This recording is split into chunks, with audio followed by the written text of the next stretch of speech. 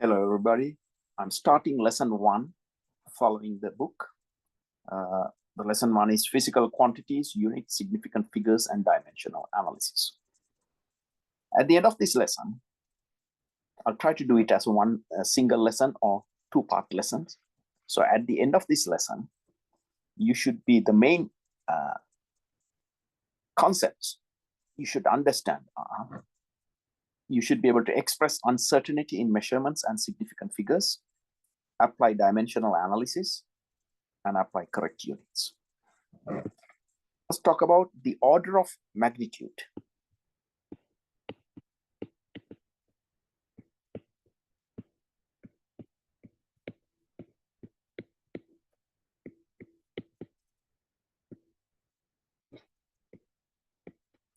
The order of magnitude. What it means is if you are given a value, you should be able to tell you in what order. So if you are going to compare two things, you can say, okay, this is twice the size, or that is half the size. That sort of a way. We should be able to tell that magnitude, the order of magnitude, it is like rearranging a set of objects in the order of their size. So in this case, in the order of the measurements or the values. So there are two methods.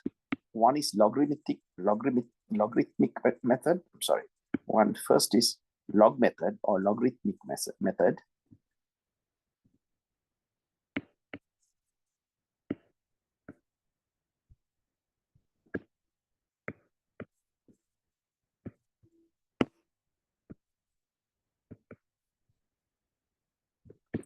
That means you are expressing a number as a log number, logarithmic number, log to the base 10. So log to the base 10, you put the value.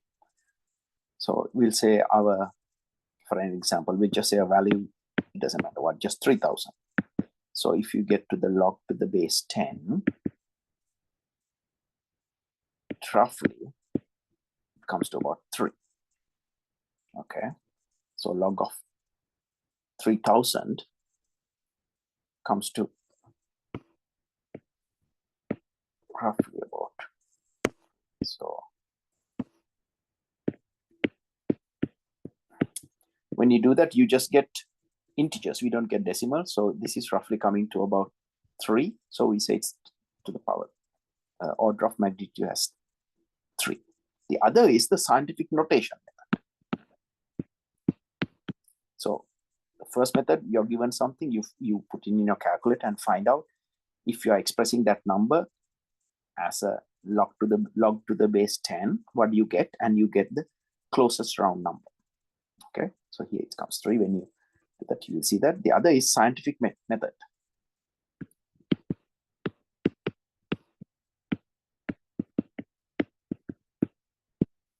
So here what you do is you express it as some power to the 10. So we'll take the same number. If we take 3000, when we do scientific notation, you will see what I'm doing here. But 3000 is also means 3 to the power 10 to the power 3, right? 10 to the power 3 means 10 times 10 times 10 times. So instead of putting the 3, we say it is the order of 10 to the power 3. So it's 3, same as the other one, right? I'm just trying to see now my calculator. Try to see. Okay, I have that.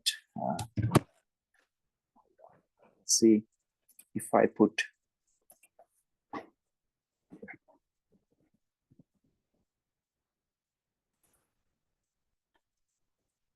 So if I had taken log to the base 10 3000, and I use my calculator, I get 3.477. So it's roughly 3. Okay. Now, if you do the scientific method, you express this as a 10 to the power number as an exponential. So 3 times 10 to the power 3. Then you say that power value as the order. So it's clear, everybody? Let us do one more. So logarithmic method.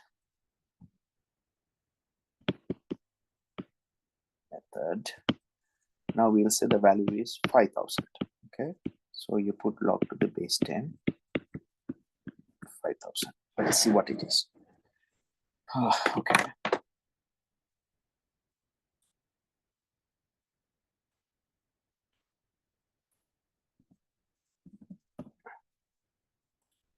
I get 3.69. Okay. Now, because it is more than 5, you can say roughly 4, 3, or 4, one of them. This is logarithmic method. But if you use the scientific method, then you express that 5,000 as a value for 10 to the power. So it would be 5 times 10 to the power 3. So you can say it is 3.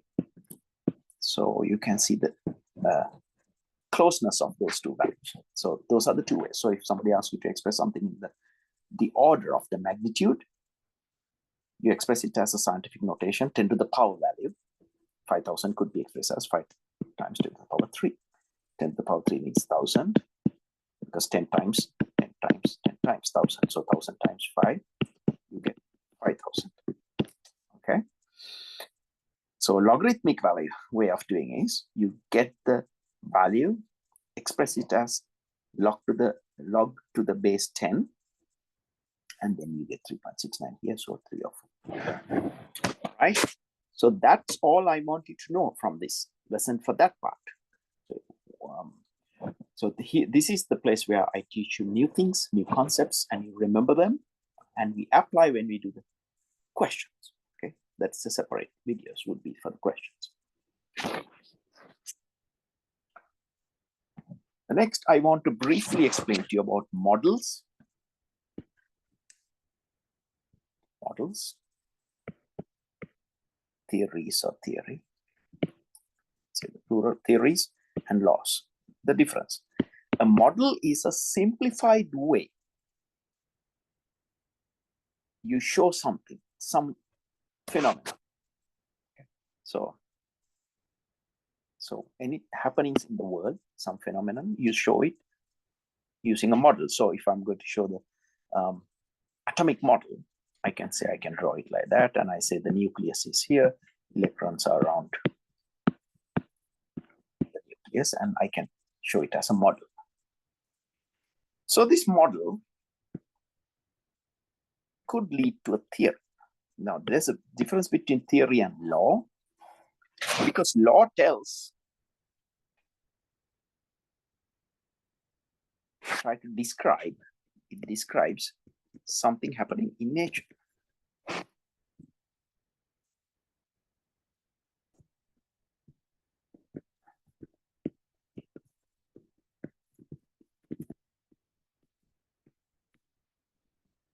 Okay. But it doesn't say why. Like the law of gravity, there's a pulling power, but we can't say why. Okay, it is a mass is affecting that. So the larger the mass, higher the gravity, but we don't know why it's happening. But a theory would describe what is happening and say how it is happening. Okay, the reason why it is happening describes. So theory has both, and the law just describes something that is happening in nature. Okay. So theory, depending on the evidence with time, we could change our theories.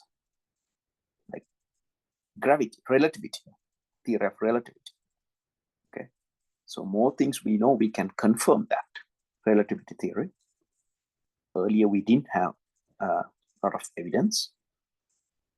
But when it comes to law, we just say, we describe something that is happening, but we can't give the reason.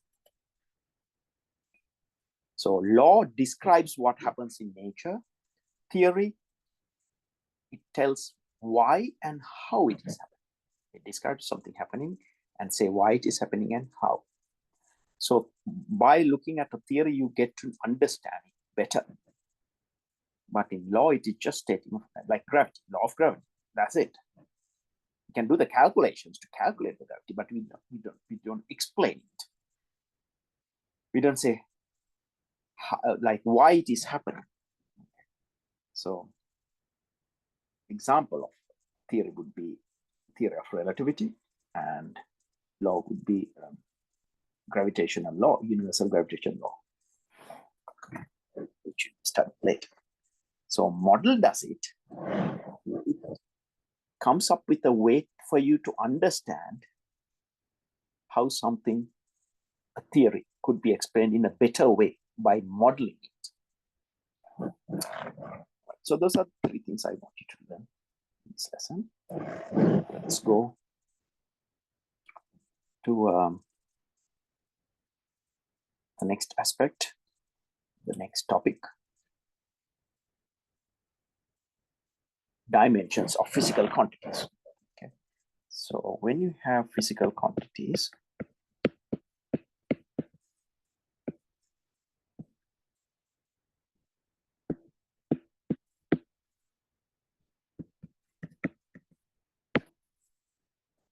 there are 8 basic physical quantities. They're given in the book, but I'll just explain. So length L, mass, time, electric current, thermodynamic temperature, amount of substance, and luminosity. Okay. So what you have to mainly understand, remember, is for this lesson really, length, mass, and temperature. So length is measured because we are using SI units. For length, we use meter as the base unit. These are called base units. See what's happening here. Mass, we use kilograms. Remember, not grams. So it's common question that for the exam, what is the SI unit for mass? SI unit is kilograms, but SI unit for length is mass. When we do the conversions, you will see what I'm meaning, because mass here, meter here, gram here, liter here. But when I'm talking about the SI unit for mass, we got to take these kilograms. Okay, that's the traditional way they have set it up. Then for the time, it is seconds. Electric current, we use amperes. Thermodynamic temperature, we use Kelvin, not centigrades or Fahrenheit. Kelvin, we'll do the conversion later in this lesson. And amount of substance is given by mole, MOL. It is mole, but the unit, we write it as MOL. We don't put a period after that, just MOL, that's it. Then luminous intensity is candela, C, candela, okay? So these are the base units. Now, from these base units, we derive other things. So for an example, if you say area of this rectangle, there's a small delay in my pencil working here, so area. So if I put width and length, you know the area is given by W times L, width times length. But width is also length. So if I take these basic units here, for length it's L. So I put L times L. My area would be L squared. What does it mean? Area is given by L squared. So the length is just L. This is area is given by 2 lengths. Then our unit should be meter squared. Okay, similar to that. Volume. Volume means, so if you take the volume of something, let us see whether I can draw it in 3-dimensional way. So it's a cube, not a rectangle, but it's a cube. So you have a height here, width here, length. So this is given by height times length, but height means a length. Width is also length. Length is a length. So this equals L cube. If you take the unit, because I said the basic unit is meter here, so it becomes M cube. So this dimensional analysis, and from the base quantities, base units, and then the derived, this is the derived form.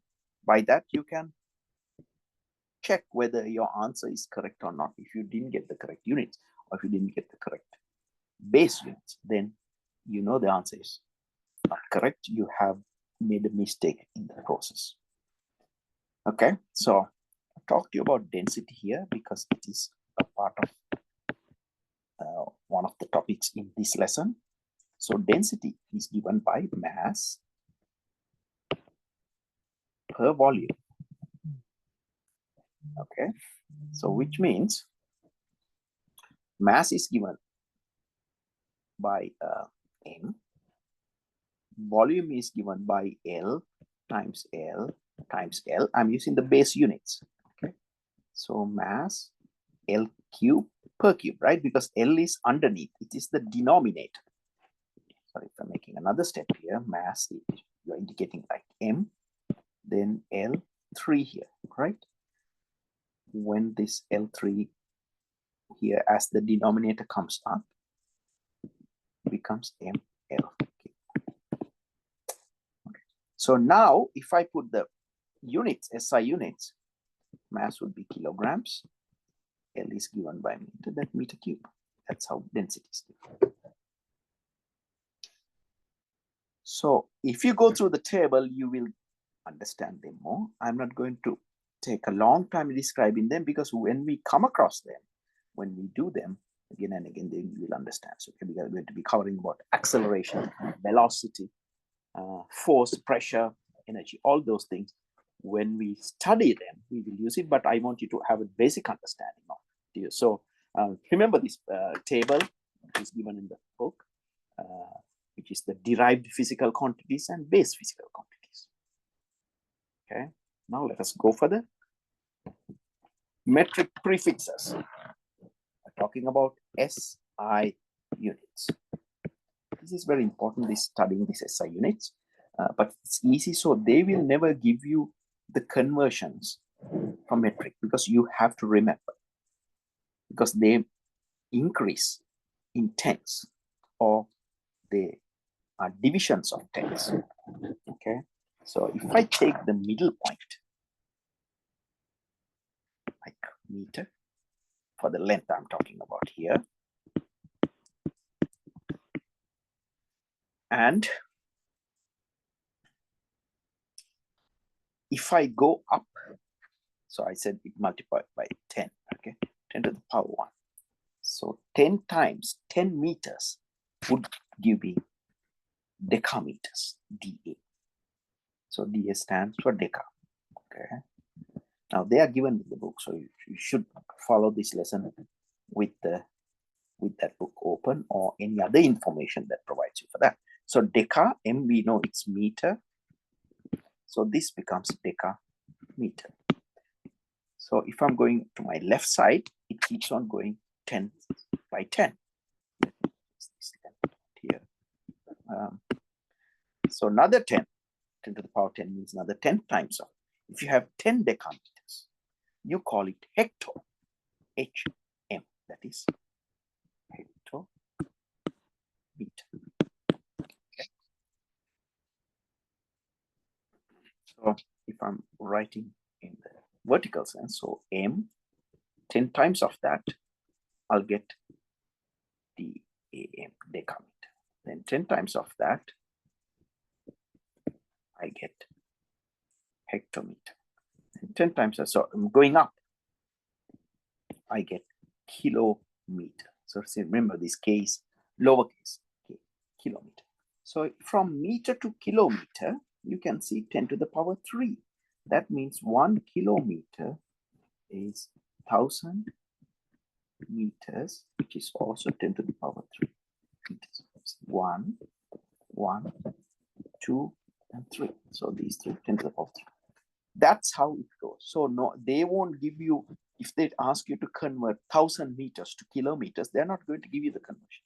You have to remember that 1,000 meters will give you kilometer. Okay. Now the conversion, we use the dimensional analysis, the method. Okay. I'll explain the method when I have discussed about the divisions of tens. Okay. Now we have the meter here. Now I'm going to the other way. So 10 to the minus 1, that is 1/10 the meter. Then I call it dm. Remember here deca when 10 to the power 1. 10 to the power minus 1, it is decimeter.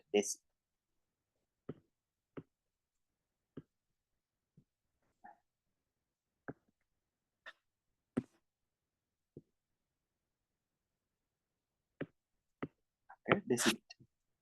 Then if I have another 10, the 1/10 of that would be centi. So cm.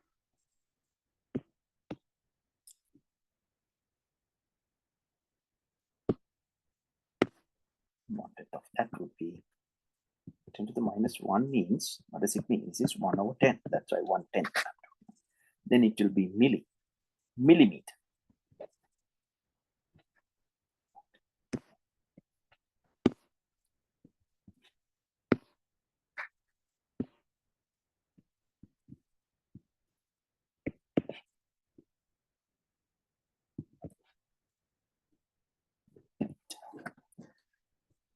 Right, everybody? So now we'll put in perspective, same as you realize that 1,000 meters giving you 1 kilometer. Look at this millimeter, it has gone 10, 10, 10, but negative. Okay, that means, let me first 1,000 millimeters means 1 meter. How many meters you need to make 1 millimeter? It is 1,000. That's what it means. Okay, so these two could be rewritten if you want, like 10 to the minus 3 kilometer means 1 meter. Okay, or kilometer divided by 1,000. It's the same thing. Similar to that, 10 to the minus 3 meters is 1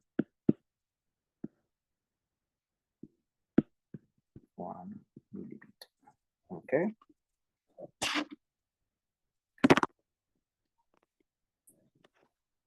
So how do you convert this?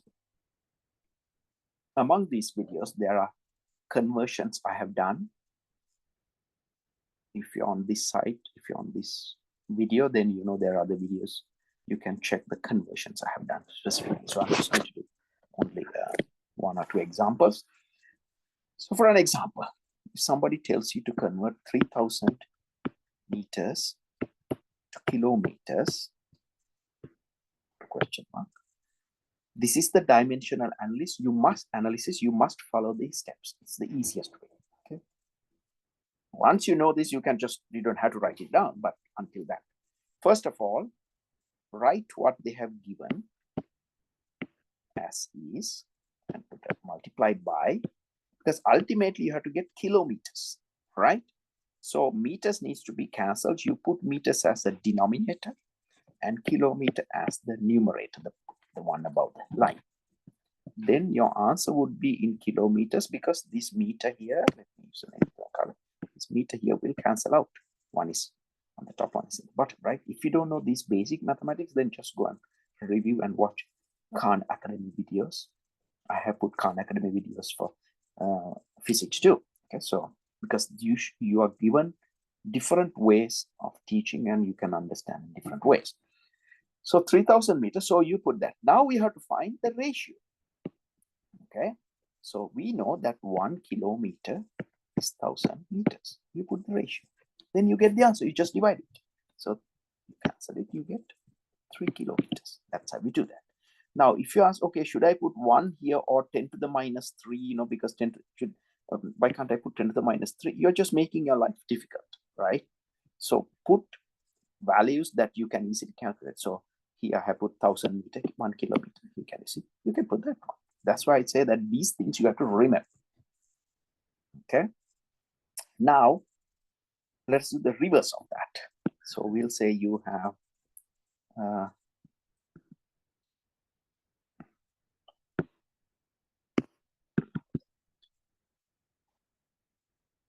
yes. Okay, so let us start. So we'll say you have 10 meters, and they're asking how many millimeters. follow the same rule. You write 10 meters times, you put meter underneath and millimeter here. Okay. So what is the ratio? You know that 1 meter is 1000 millimeters. Don't go to this 10 to the power of 1 divided by, just confuse it, right? So 10 times 10 power, you get 10,000 millimeters, because these meters to meters cancels. There's a special video on this site where we're watching the video for these conversions. Please go and check them. What I have done here, you can see if you go back here, I have taken meter here and we came through this way. Where is this? Okay, hectometer, then it goes to kilometers. If I go one more, that's kilometers. So I came from this way and then I came this way, right, to the middle. Sometimes you have to go from this end to all the way to millimeters. Then what you do is you first come to the middle, and from middle you go to the other one. That is the easiest way. So I'll give you one more example.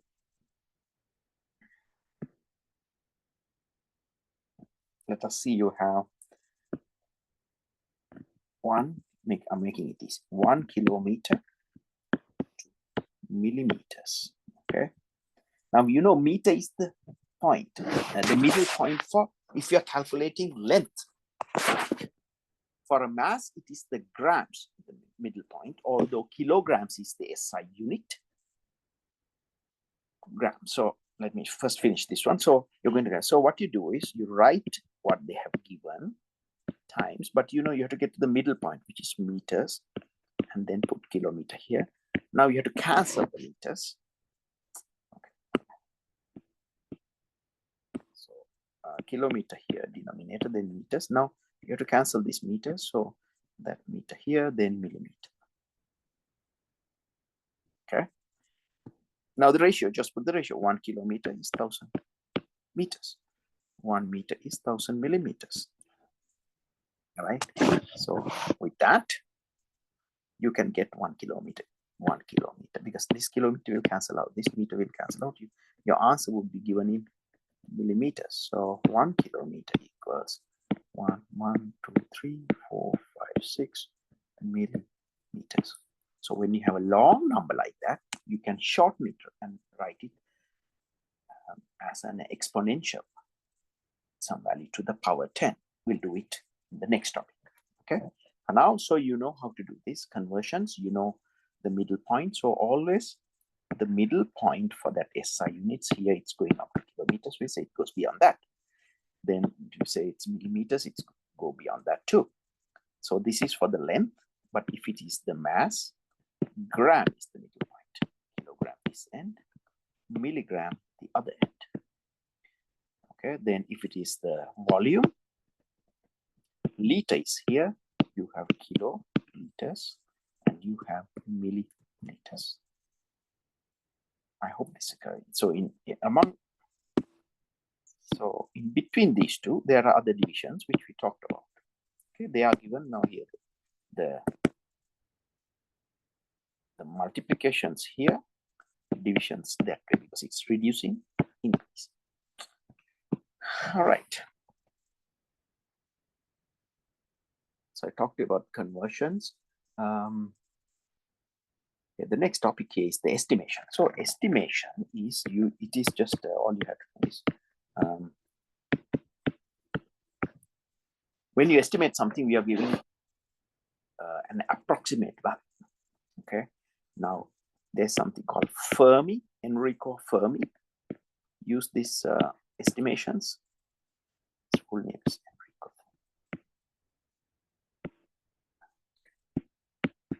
Enrico Fermi.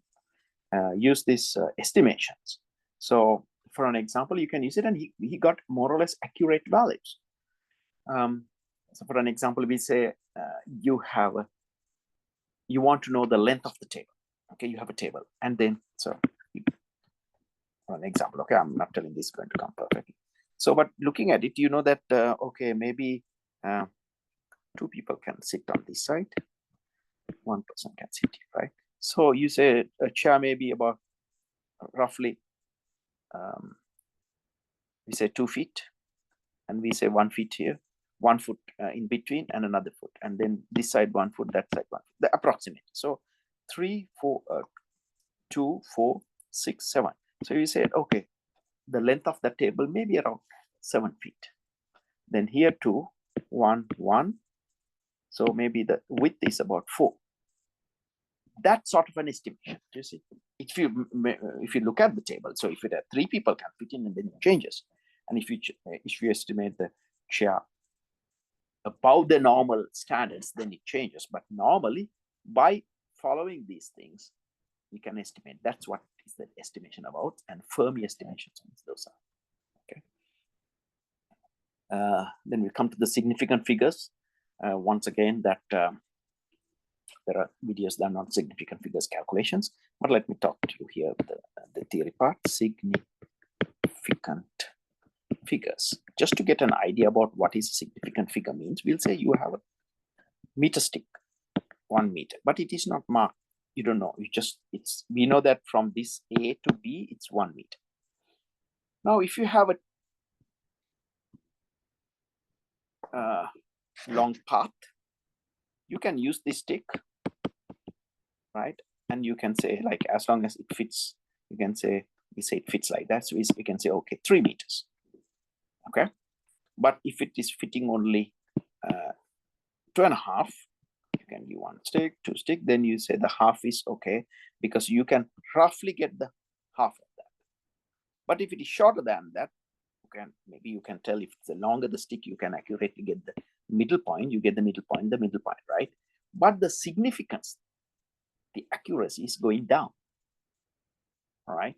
So that's how we talk about significant figures. So when it comes to significant figures, if I write 100, there's only one significant figure. I'll tell you the rules, but I'm telling you just one. You don't count the zeros, end zeros, because by giving it 100, it is somewhere between 1 and 100, because it could be 1, because it doesn't tell accuracy.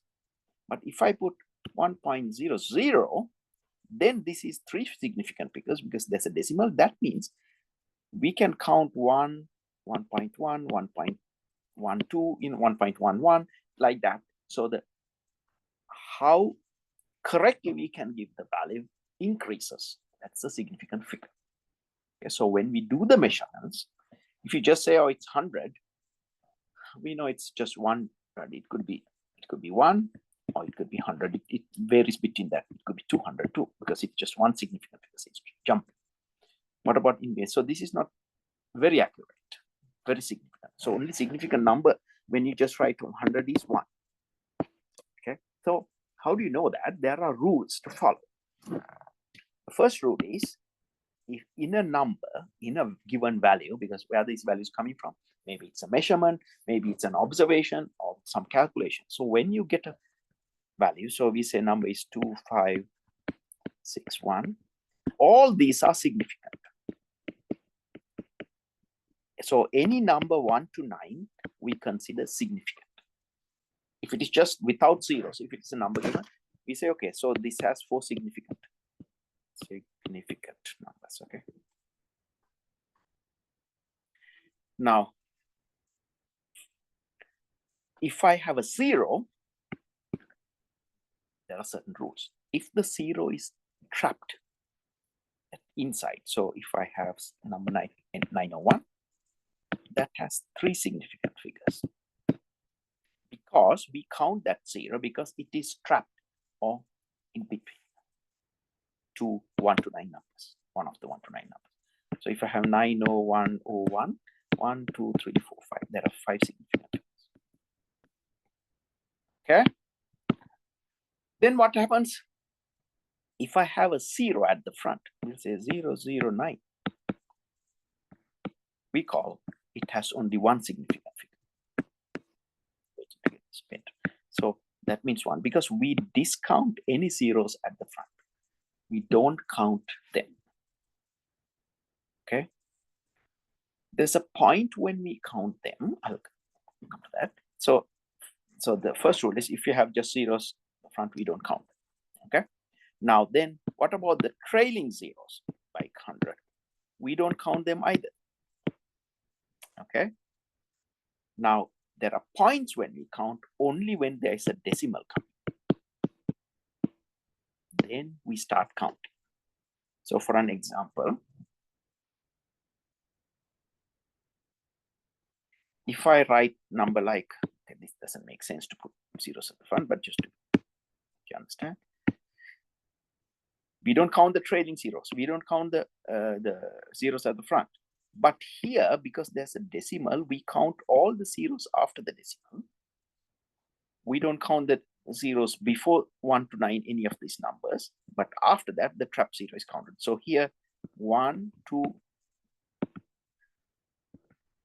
3, 4, 5. So there are 5 significant figures. Okay.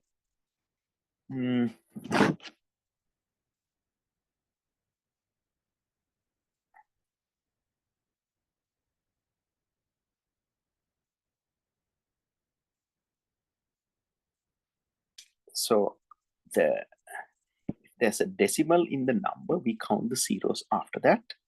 But we also count the zero that is trapped here. Okay. All right. So that's for the significant figures. But you can check the video on the significant figures. I've done corrections. Okay. So let me check the next one.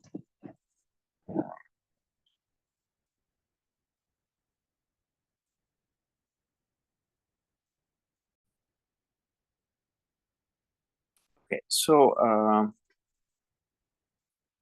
okay. So before I move, I'll tell you another example just to make it. So if you have something like 0.00 8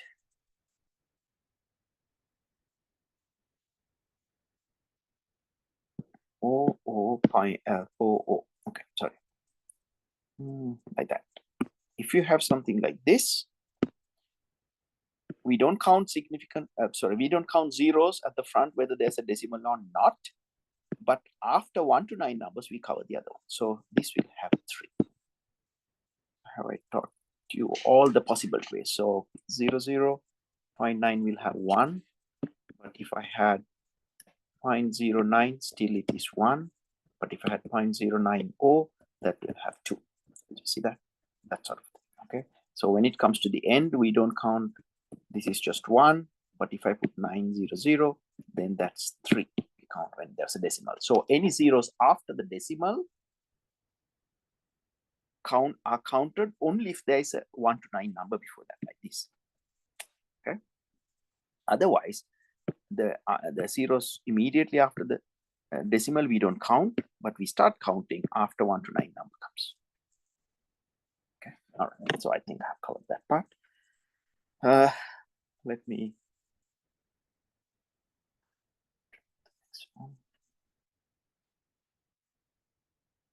Okay, so we'll talk about exponential numbers. That is, if you're a large number, the way you write the large number, make it smaller. So it depends on what kind of a number, 2 ways, because it should be 10 to the power something. It could be a positive or it could be 10 to the power negative. Positive one, you don't positive, you just put the number. So if you say 100, you can say it is as 10 to the power 3 because 10 times 10 times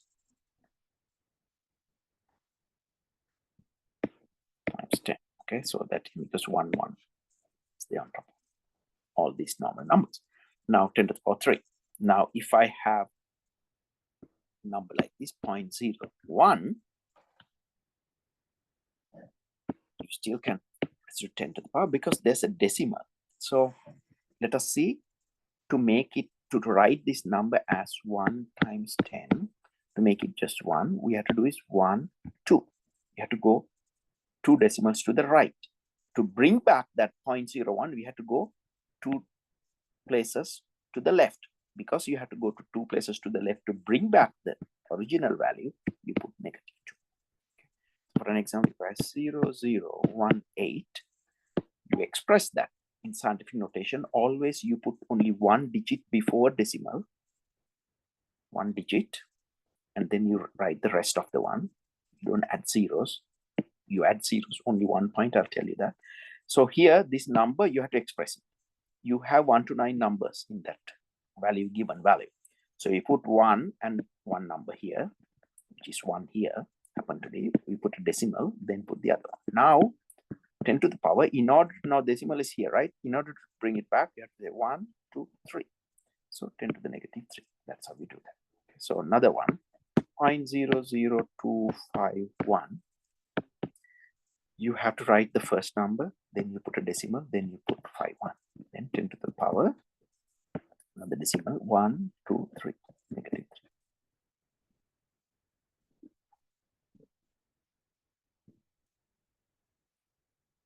Okay. So if it is there's no decimal, so we have 1050. You can express, then again 1 decimal, 0, 5, 4. What did you do? You're going to the other way. So final number, we put a decimal here to bring it back the original number, 1, 2, 3. So times 10 to the power 3. Okay. That's how we do it. So if we'll say you have, now I'm going to bring the significant figures to combine, just to give you an example. So if you have 100, you can easily write 1 times 10 to the power 2. That's correct. Because if you take the significant value here, it's 1. And here also 1. But suppose you have a dot here, they didn't put a 0 there, then significant value is 3 significant values, right? Because you said the decimal, you count the zeros before the decimal only if it is struck with a 1 to 9 number. I told you that as well. So 1, 2, 3, 3 significant. Now, if I write this with a decimal here like 1 to 10 to the power 2, that is wrong because I'm showing only 1 significant. So in that case, you have to write 1, 0, 0 times 10 to the power 2. Then it is clear. We show that it has 3 significant figures, same as the original. Okay, that's the important part you have to remember. I talked to you about density. So the mass and volume. Now I'll talk to you about the temperature conversions. All you have to do is remember the conversion temperature conversion formula and then apply it. Okay, it started like this. Okay, so first of all, water boiling. Water freezes at 0 degrees and boils at 100 degrees. Then there are divisions, 100. Okay. So there was Fahrenheit. This is centigrades. Okay, Fahrenheit. They started 0.32 and water boiling was 212 because they didn't use water. Okay, that's what. So now you can see that if you're going to convert, there are 212, 32, there are 180 divisions, right? The difference between 212 and 32 would be 180. So 100 and 180. So the ratio actually, if you get, if I divide it by the same number, I'll get 5 and 9 here. Okay. The ratio between 5 to 9. Okay. That plays a significant role, and the starting point is 32 here when you're trying to convert centigrade to Fahrenheit or Fahrenheit to centigrade. Okay. That's all you need to know because I'm trying to just tell you the important parts only here. So the formula, if you want to convert Fahrenheit to centigrade, is, because we are trying to find the centigrade value, right? So it would be given by the original Fahrenheit value minus 32, and you multiply it by 5 divided by 9. Why? Can you see this ratio? It's 100 to 180. If you reduce that number by dividing it, so 0 to 0 cancels. Then you divide by this by 2 to 5 to 9. So 5 by 9. That's the reason. So you have to remember this formula. So whenever they give you a value in Fahrenheit, you put Fahrenheit, take away 32, then multiply by 5 divided by 9. Okay. If you want an approximation, okay, estimation, then 5 by 9, it's more or less 10, right? So, okay, this is the formula. I'm just showing you an easy way. So 5 over 10 means half, right? So you can just take Fahrenheit value minus 32 and divide by 2, you get a rough centigrade value. Now, the other way, if you want to convert Fahrenheit to centigrade, then what you do is, sorry, the value you want in Fahrenheit, so you are given in centigrade, so you get the centigrade value.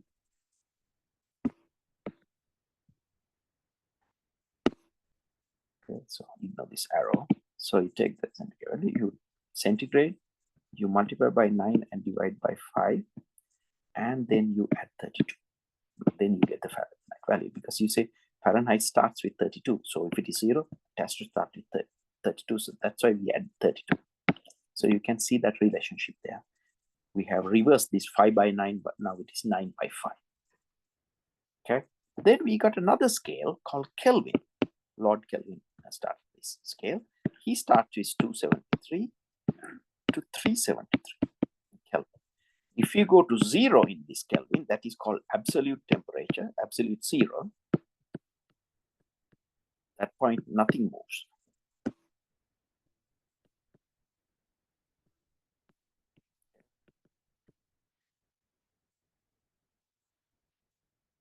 So that is absolute 0. So here it starts 273 is equivalent to 0 degrees centigrades and 373 is equivalent to water boiling.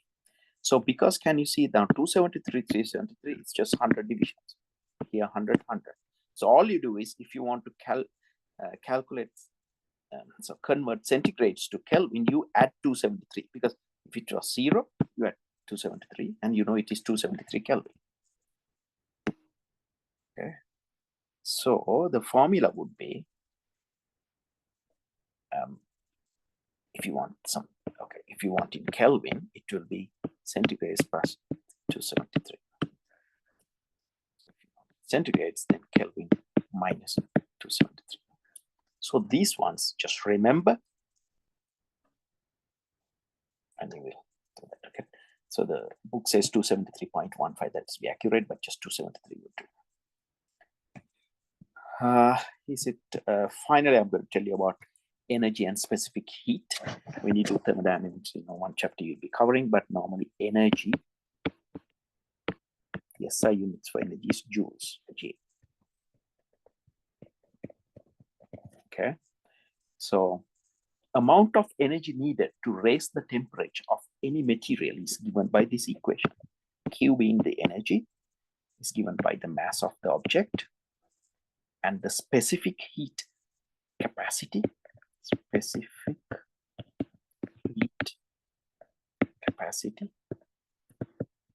times delta T. Delta T means the temperature difference given by temperature final minus temperature initial. Okay, so mass is the mass of the object, is a 50 grams.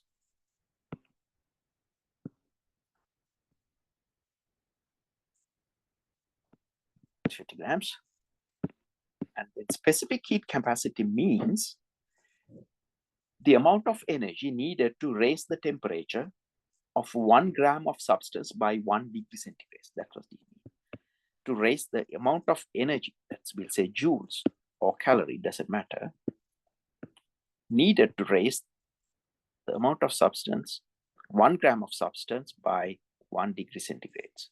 1 gram of substance by 1 degree centigrade. That's why per gram coming. Okay, that's why I put under the line. So if I just write it, it should be grams, centigrades, joules or calorie, any of those units. Joules is the SI units, calorie is the US customary unit. Okay, so if we know the energy you need to raise 1 gram of the substance by 1 degree centigrade, and you multiply with the mass, you multiply by the temperature difference. Always remember, this is temperature final minus. Okay, so we'll be doing some of those questions. This is just to give you an introduction. So that concludes our chapter 1. And when you do the practice questions, okay, they are going to be extended because the application is important. So this knowledge will help you to answer those questions. So I have completed this lesson 1 in one video. All right.